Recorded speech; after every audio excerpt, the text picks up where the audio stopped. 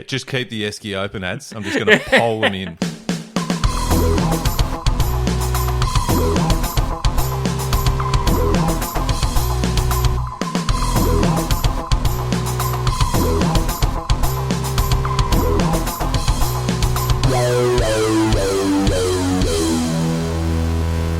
Hello, everyone, and welcome to the Deep Drop for another episode. This is a fishing podcast. If you hadn't tuned in before and you just stumbled across us, wondering what the hell is the Deep Drop, fair question. It's a podcast where we talk about fishing things, but more importantly, it's kind of those conversations you have when you're on the road, on the way to on a fishing journey, on a fishing trip, road trip, camping trip, whatever it is, or you're out in the boat, just sort of wasting time, just talking shit with your mate. In fact, that's exactly what it is because Adam Ring, you and I basically do that regularly. And we just thought, you know what, let's hit record and see what happens. And that's turned into the Deep Drop podcast. Yeah, it's exactly right. You and I spend a bit of time and have spent a lot of time together in the past. And I think it's pretty safe to say, Luke, you and I talk shit with the best of them. So we thought, why not record it? Because sometimes I think we say some things that are pretty funny.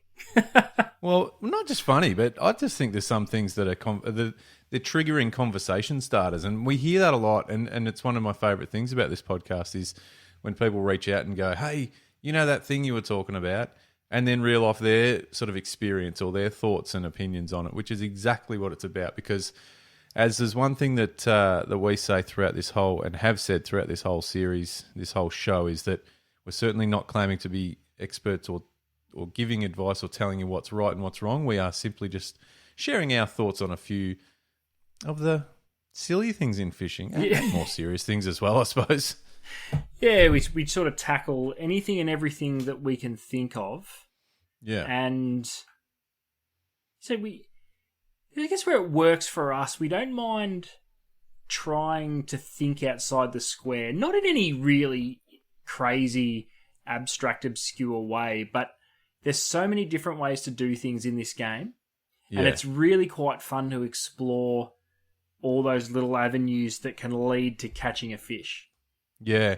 No, there's some crazy stuff too. But hey, a few things we've discussed over the journey include, we've sort of given some support to some fish that don't get much love. And one of those fishes is Redfin, the English perch. And a little birdie tells me that you are floating around somewhere in a certain area of Victoria, actually tangling with some of these fish, Adam. Where the hell are you? Because you're on the road quite often these days. Yeah. On the road, I've gone out west as we record this podcast. I'm actually sitting in a caravan park at Lake Purrumbete at the moment. And what a time! What a time! And I was out ready fishing late this afternoon. Definitely put in a full day's work first. Just saying. And and we got stuck into quite a few reddies. Now, I want to preface this by saying I haven't caught many reddies in the past, and this is the second time I've ever fished Lake Purrumbete.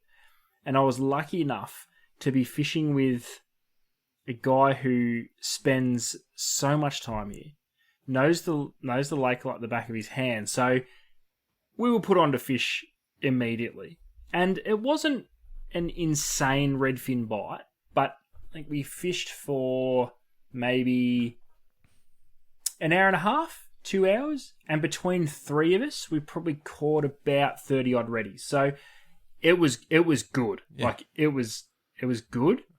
It was solid session. And there's one thing I took away from it, and it makes me think, because I must admit, through what's been happening in the cod scene, I've been down a bit of a mental journey of not like trying to enforce my brain. Don't be afraid to throw big baits, and I think cod is something that's opened this up massively.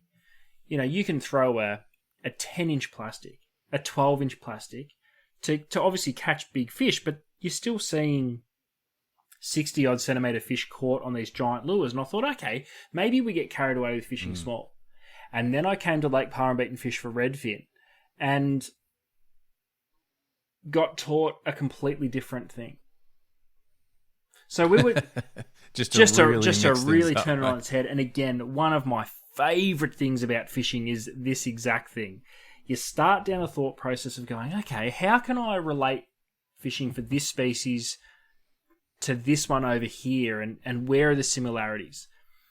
If you have a look at a redfin and its makeup, big bucket mouths are not particularly fussy. You'd think that it doesn't matter what you sort of throw down there. They're kind of like the flathead of the freshwater.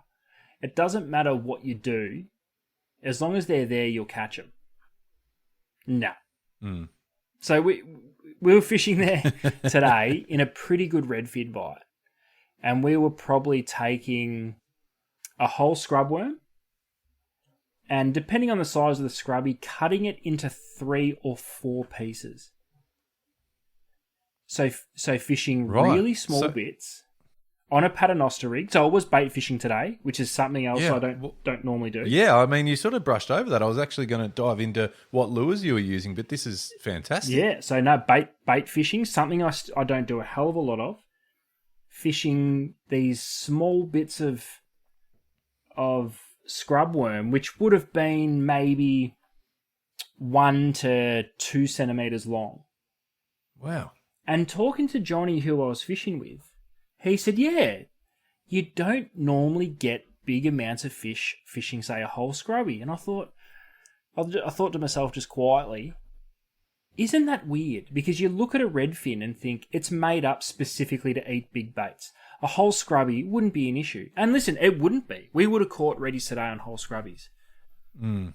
But Johnny said to get the numbers, if you downsize those baits, you tend to catch more fish. So was there talk around, because that's fascinating. Was there talk around fishing bigger baits will get less fish but bigger fish? No, and that's the other thing that really psyched me out a little bit. Because I said to Johnny, do we just keep wading through these school reddies? And listen, they weren't tiny reddies. They were anywhere between, the average fish was probably 25 to, say, 28. So they weren't huge, but they weren't tiny. They weren't those little baby finger-long ones that you get. Yeah, and he said, no, you just keep plucking away. And he said it's more about the location of the lake and where you would find the big ones. But you know pretty quickly if the big ones are there.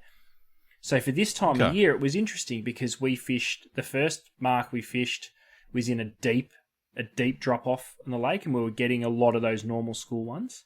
And they were showing up everywhere on the sounder, by the way. It was like snapper fishing. But then we went to another spot where we were fishing quite shallow, and he said, this is where we're going to get big ones.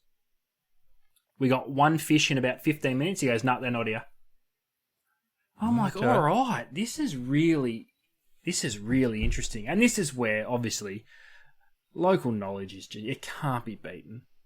It can't Especially be in beaten. a decent sized waterway. Like, I mean, redfin for me, and again, like you, I haven't caught a billion of them, but I've caught a few, but also noticed in my small experience with them, they are fairly well a schooling fish that does move around a fair bit. So it's hard to just sort of go, well, they're going to be there. You sort of have to work it out on the fly, don't you? Is that a fair comment? Oh, yeah, definitely.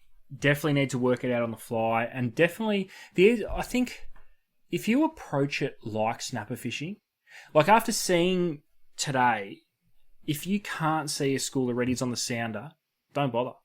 It's kind of, in a lake situation like this, I think if you don't have them schooled up on the sounder, then it's going to be hard work. Not saying you won't catch them, because we had lit up like massive schools of reddies on the sounder, and we weren't smacking them. So we had a great couple of hours, but we weren't getting aggressive bites every drop. So there's a situation where land-based fishing is really tricky because you don't have the ability to cruise around with the sounder. Yeah. So, because we often talk about situations where, in small, well, not small, but in creeks or rivers where you can sort of cast anywhere you need to from the bank, you might not always necessarily need a boat, blah, blah, blah. But the situation like you're talking about, you're 5 steps back if you don't have some of that technology for these fish. And it's not just red. Like we know that with quite a few fish in those, impoundments or lakes or whatever it is. So yeah, it's a good point. But it's interesting though, because when we started specifically looking for bigger fish, we're in shallow and we're over a lot of weed. That is land-based fishing. In Lake Parramatta, where I am now, it's not. I guess it's not an insanely accessible body of water to fish land-based from what I've seen. There is some jetties and boat ramps around. You can definitely fish off those, and you will definitely catch fish at times. So it is. Parramatta probably is a bit of a poor example because there isn't that land-based sort of A-grade access. But again, the bigger fish were in shallow, weedy areas. It was just a really interesting experience. I just, again, bait fishing with small baits. Yep. Yeah, I've got a question for you, and I sort of set off the top. We sort of obviously call them redfin, but they are English perch.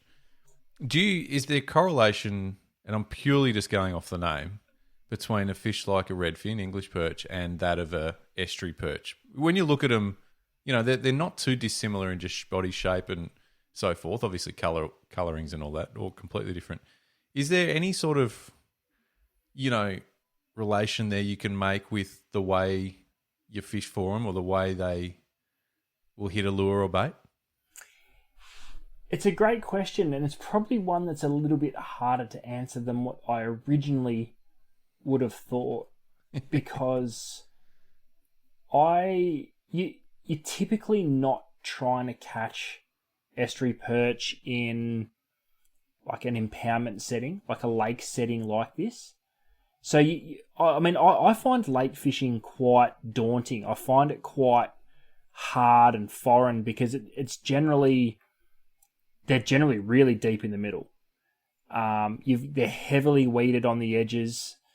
So you can plod around looking for fish, whereas with an estuary perch, I'm used to fishing for them in rivers. So there's clear structure to cast at, whether it be, snags or tea tree lined banks or grass banks, which I'm sure at Parramatta, there's plenty of weed. You can fish weed edges till the cows come home and probably pick off fish. But it seemed, and it might be a seasonal thing. I'm not 100% sure. These fish are still schooled up. Yeah. You rate reddies, don't you, as a rule? I do, yeah. I don't know, I feel like we've touched on this, but we've certainly spoken about, the most popular fish getting around Victoria or different states. But as far as underrated fish, I'm just putting words in your mouth, but would you be holding redfin up there in the top few for an underrated fish in Victoria? I used to think so, but since doing a little bit more work regionally, they're 100% not underrated. I thought they were. Coming from Metro Melbourne, I think. Oh no, that's right, because you made the claim that they're higher rated fish than a cod. That's right. Than a cod and a yellowbelly, potentially combined. Oh my god! But I completely forgot about that episode. If anyone is tuning in and wants to hear that and haven't heard it, Adam really throws down a big comment, which got heavily backed in support of you on Instagram ads, that the redfin... Now, correct me if I'm wrong, were we saying redfin are more popular than the Murray cod? Is that what we were... And yellowbelly combined. Yellowbelly combined? Because at first, when you first made that comment, I thought, where are you going with this? And then, when we broke it down, you kind of made some good points. And then we threw it again to the family on Instagram, and the Deep Drop family got involved, and I think there was more support in favour of your comment than against, and mate, I tip my hat to you, but I completely forgot about that. Yeah. At the top of this episode, I said they were kind of like the flatter to the freshwater. I want to take that back. They're kind of not. I was sort of talking about it. I was talking about the way they eat or something. No. Yeah, more as like in a tackle sort of sense. You can't really get it wrong. They're highly aggressive. They're going to... Do you know what they actually are? I think they're the King George Whiting of the fresh water. Wow. Okay. Explain. They're the best eating in the fresh, and I don't think it's close. Yeah. Yep. It's pretty hard. It's pretty hard to just catch one. If you find a good school of them, you're generally going to catch a few. Yet finding them can be the challenging part. No different to King George whiting. I honestly think you would, after my experience today, and I'm just going to say again, it was one afternoon's experience. I am not a redfin expert by any means, but all you can make your calls off is your own experience. So that's fine. But I would kind of be approaching, if I was fishing for them on my own with bait, I would be approaching it like whiting. If I have not got a bite in 5 minutes, I'm moving. Wow. Okay. Would you have 6 rods out on your snapper racks for? Always. No, but that's a fair one. I mean, that point alone, if you're not getting a bite, within 5, move on. Yeah. Because I think you're going to know pretty quickly if you're on fish and if those fish are biting. I think you're going to know pretty quick. Is that a fair statement talking about lure fishing for redfin as well? I don't know.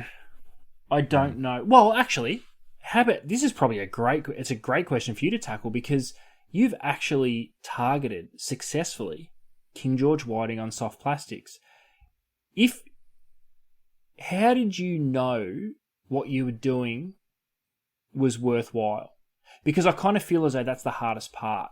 Because with soft plastics, you're not anchored up, or you're not stationary. You're always drifting, or you're on the electric, or you're doing heaps of things. So it's quite active. You kind of just keep moving and casting until you find fish.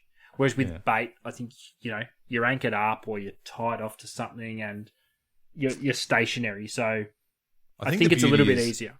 I think the beauty is, and by the way, as I've said to you on air and off air, I've learnt from some very good anglers down on the Bellarine Peninsula, so I'm certainly not in a position to make any bold statement about King George whiting on plastics.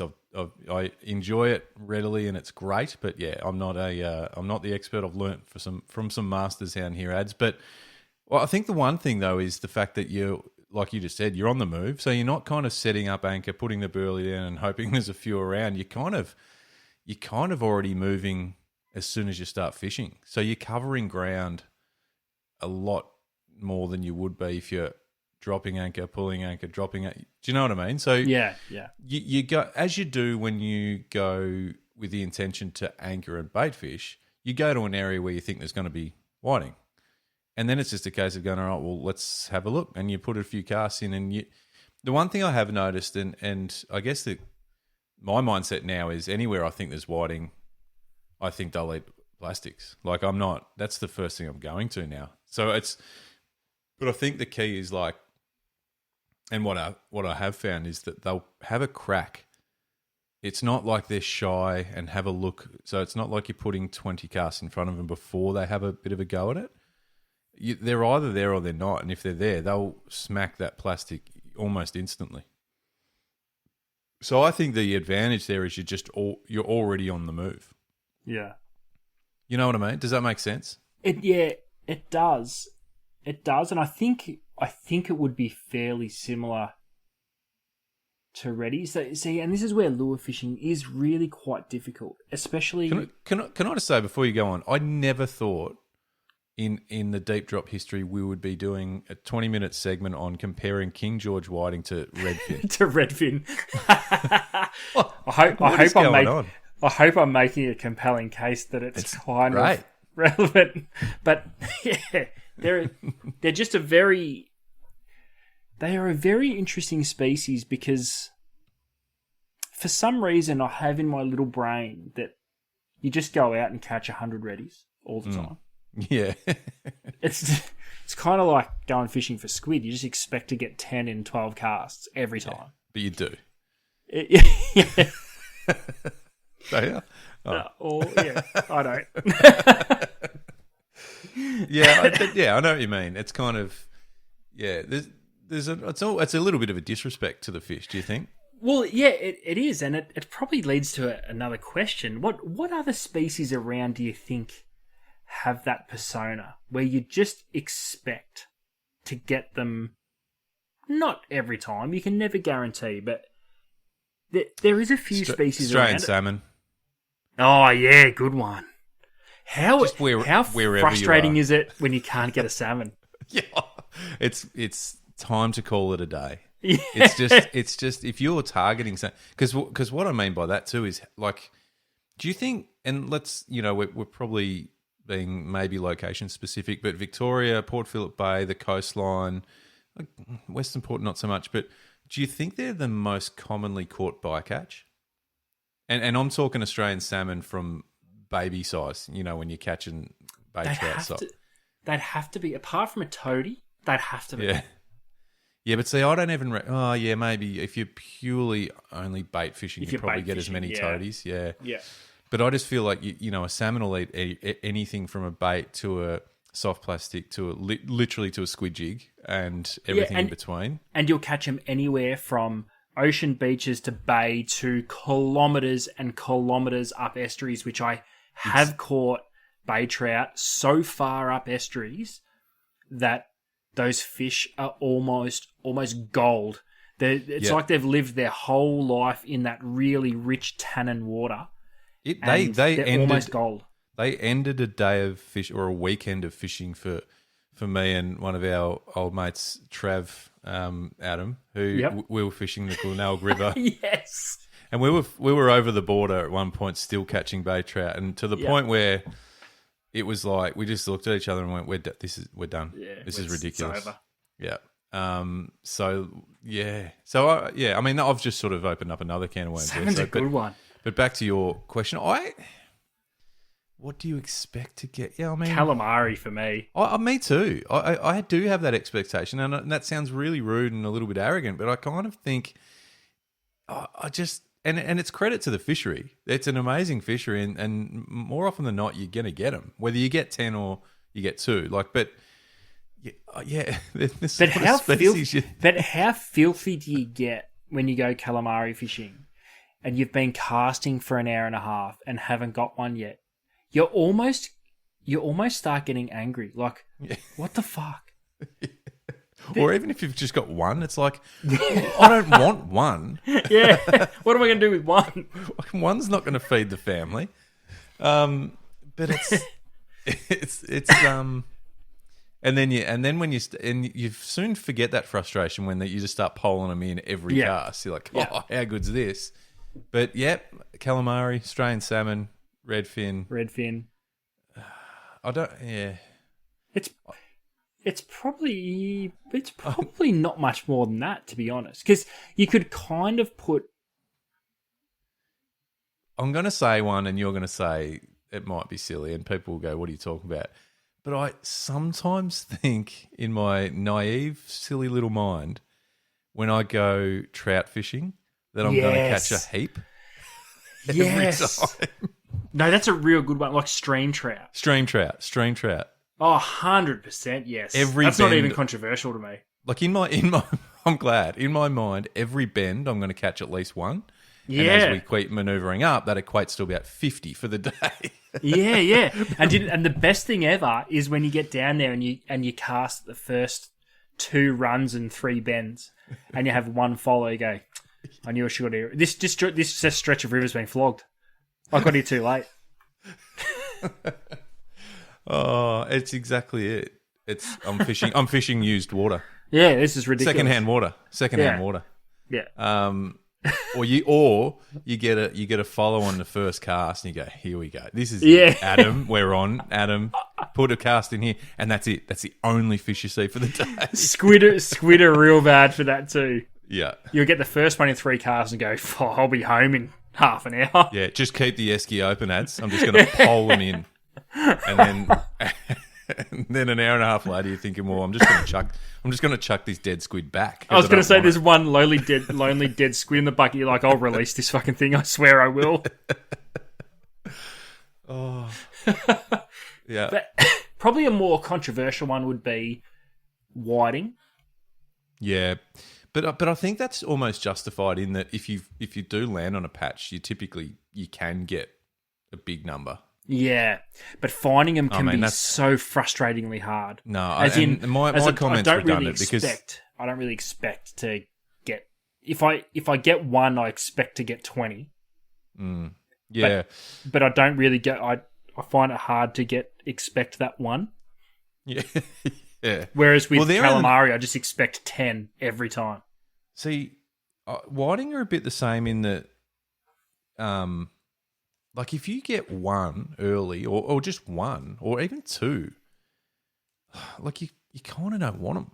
Like if that's all you're going to end up with, like what? Like if you get two, you still class it as a really shit trip. But it's also like you're not getting a meal out of that. Nah. And also you're not going home with like showing your friends your catch for the day. It's one whiting. It doesn't look great. Whereas if you catch one snapper, great because optically it's a big fish. Or it's big enough. You can put up your classic like one whiting, two flathead, and three salmon on an esculid. Take a photo of that. But you can't. You got numbers of fish today. You got numbers. I got numbers. Oh, good. How many? 2. Yeah, numbers. More than one. No, that's good though. I like that, and I love you. I love hearing the passion of redfin ads. Good on you. And I love the correlation between whiting and redfin. I think that's a thinker. People will either be really confused after listening to this, or come away with a bit of a that's not bad. That's not bad. Well, there you go. Jump on Insta. And you don't even need to say anything. Just confused, ... That's it. Or nailed it.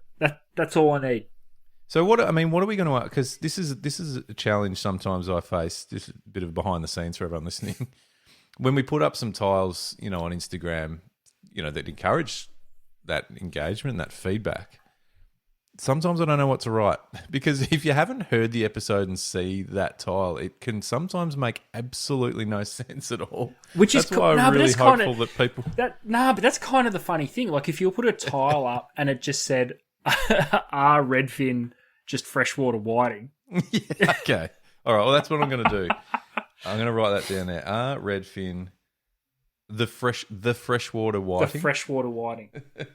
There you go. So everyone listening has been involved in the production of the Deep Drop Social.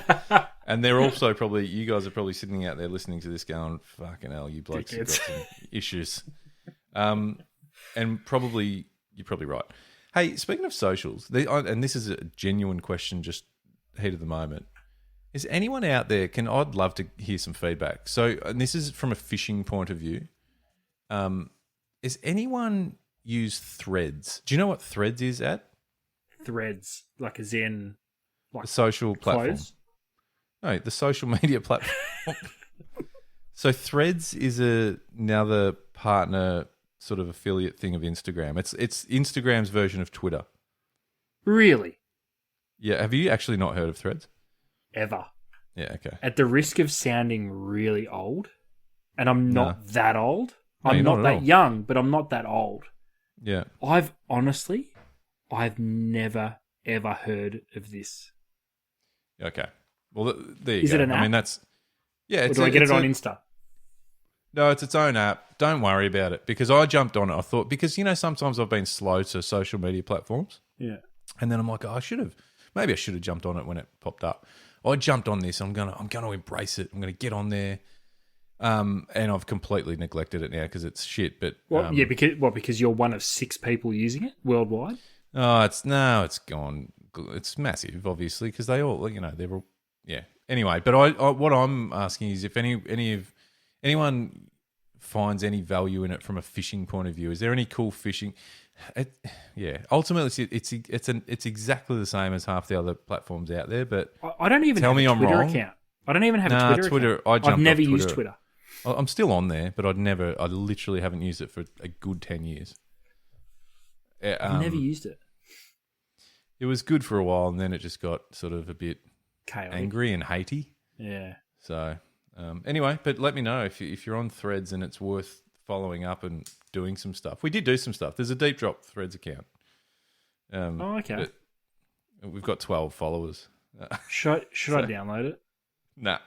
Oh, good. Also, just be careful, and I don't know if it's still the case. If you do download it, it is linked to your Instagram, and if you delete Threads, you delete your account. It deletes your Instagram account. Ah, that's confusing. You're welcome. Yeah, write that down. But I don't know if that was the situation early on when Threads kicked off. But anyway, we're not talking about social media platforms that we don't use because fuck it, Instagram we use. So Instagram, So we've covered a few things tonight, so I'd love to hear about Redfin, the freshwater whiting, and people. I can't wait to see some responses. In fact, we might get no comments on that because people would just be like, "I'm leaving these guys alone." That's right. Yeah, I might skip this episode. But also, is there a fish out there that you expect? In fact, this might be its own sort of separate tile. Tile number 2. Is there a fish that you expect to catch numbers of every time you go out? Yeah. And if you say something really hard like mull away because you're trying to imply that you're a guru, I will name and shame you on this podcast. You'll be blocked.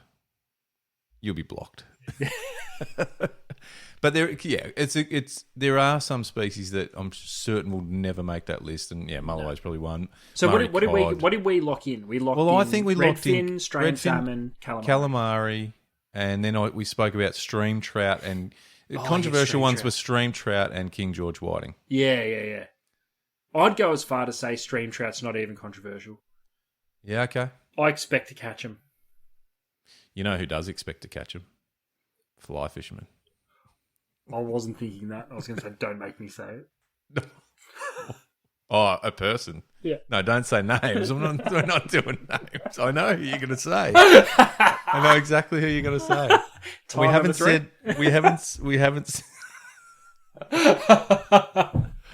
haven't said this person's name in 44 episodes. Let's not do it. Now. Geez, we could have some fun. But we're not going. All right, so there you go. So a redfin, the freshwater whiting, and what species do you expect to catch numbers of every time you go out? I like it. And that's not, we're not saying, what are you a guru on? We're saying it's just that mentality. Yeah, that's right. It's not about how good you are as a fisher. It's just through your knowledge of your local area and what you like to do. What just when you hear someone talk about it, you just go, yeah, I could go with smacking 10 of them easy. It's a bit like we spoke last week, and I'd just gotten back from Queensland, and some of the reef species up there, whenever you drop anything onto those reefs, you kind of expect fish like instantly, and it's not always, obviously it's not the case, but that for me is one of those sorts of things as well. Dropping a jig or a bait or a plastic down onto a reef in far north Queensland, you almost expect to hook up every time. Yeah. What about, another local one could be controversial, but you kind of feel like it, especially when we're talking smaller fish. Southern bluefin tuna. Do you feel like you're sort of gonna? No, maybe that I would need to hear from someone who spends a lot of time offshore, because I kind of feel as though we're getting that way with schoolfish. Not locally, I think they're still proven to be quite difficult. Say Port Phillip Heads, Western Port. Yeah. For some reason, I feel as though through absolutely zero experience that if someone said, come down to Portland, we'll go bluefin fishing, I'll be like, fuck yeah, we're going to smack it. That's what I'm saying. That's what I'm saying. Okay, if I ring you and said, Ads, I'm going down to Portland, come with, weather's going to be mint, swell's only 8 meters, which is calm for Portland. Nice. No, but it's going to be a really nice day. Low wind, low swell, beautiful. There's fish, there's birds everywhere, fish everywhere. Then you'd be like, yeah, we're going to get 100. Oh, for sure.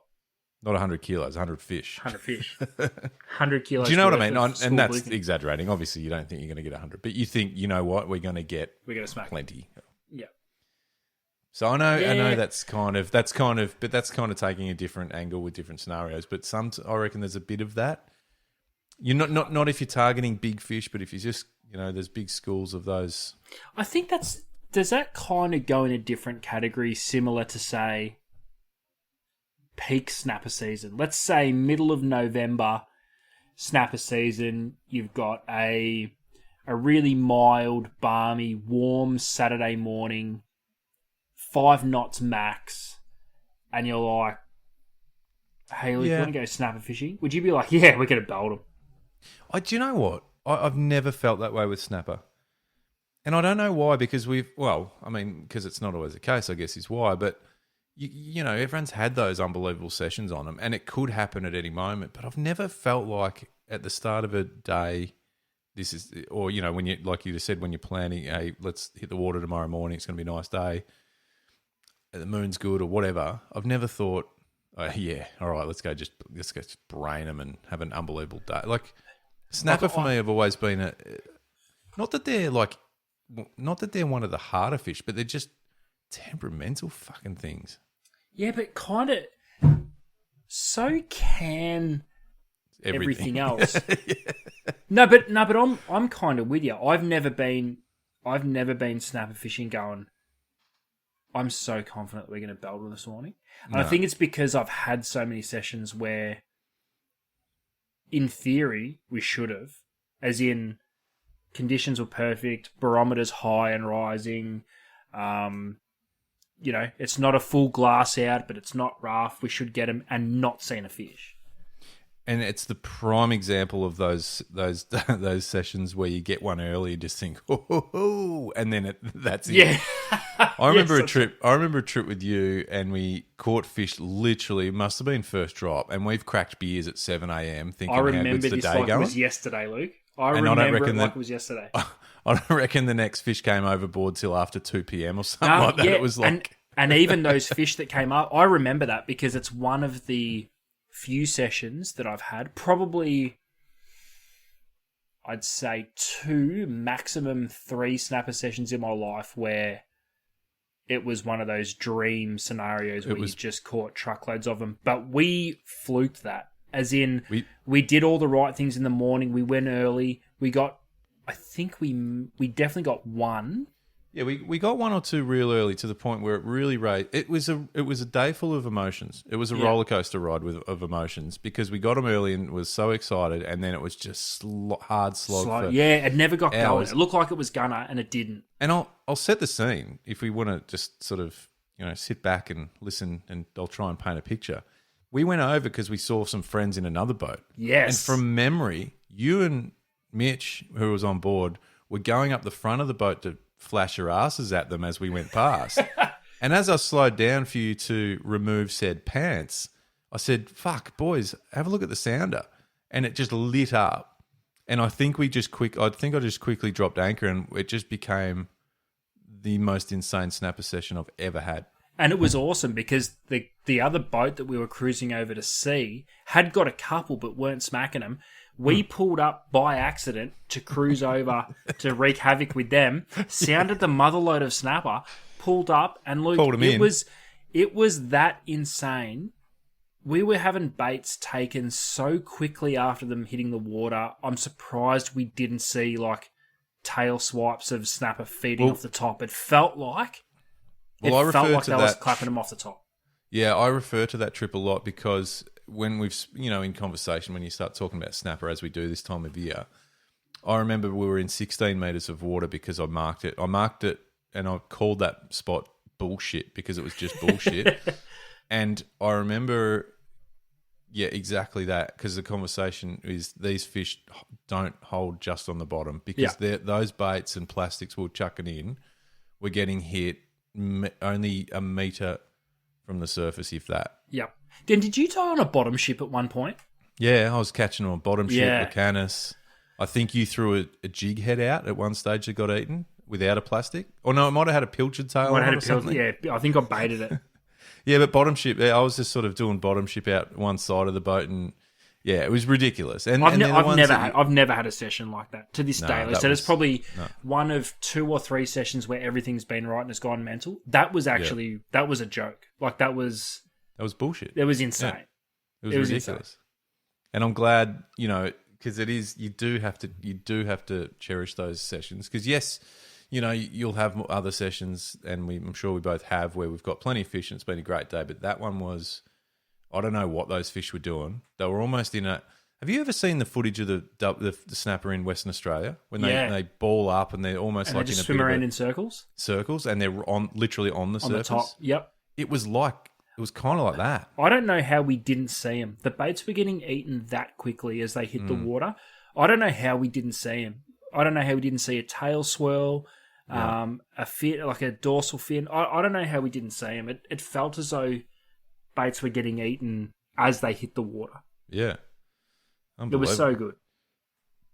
I could open up another can, but we're going to wrap up the episode. What I was going to say was snapper on surface lures. It's got to be the next thing people try. Anyway, I'm going to actually, you know what? I'm going to save that one because we're going to have some guests on the show in the coming weeks. And there's one particular guest that I want to actually talk about targeting snapper in different ways. So that's just, I suppose, a bit of a teaser. But Nice. I've got it written down because I look forward to talking about it. Because I just think I think there's a lot we can still be doing to really mix it up with snapper fishing. Anyway, they're a cool fish. They are a great fish, and I agree. All right. Well, I mean, we've covered a lot there. Yeah. I feel good about it. I feel confused. I feel excited. I feel all the emotions you should feel after listening or being involved in the deep drop. I think you just summed up the podcast again. Confusing and exciting. Yeah. It's perfect. T-shirt.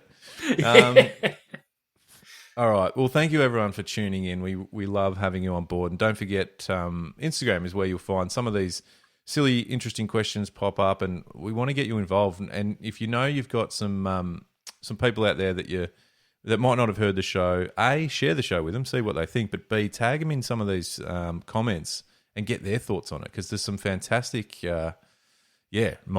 fishing minds out there that could get involved and really teach us all a thing or two, which has been great. We love everyone that is sending some messages and comments and private messages and audio messages and all of the above. Keep it coming, because this is a learning experience as well. It really is. I'm learning a lot, and we've got people, and a huge shout out to the crew down west who we're going to do some snapper jigging with at some point. Ads, yes. Well and truly invited ourselves onto their boat, which is great. I think Fergie keeps shouting out, "Come out for a fish and chips." He wants to have a romantic dinner date, I think, on his boat. But that's great. That's fine. We'll do that, Fergie. I'll even dress up. Oh, okay. Well, whatever you're into. But that's us for another week. Don't forget, follow on Spotify. It's a great place to follow. You get notified first for all the new episodes, and it sits there in your feed. And share it around. Tell your friends. And more importantly, get out. The weather's getting great. Yes. Have a fish. Tell us what you've been catching. I was going to say, hit us with your stories, for sure. For sure. And we will chat to you again very soon.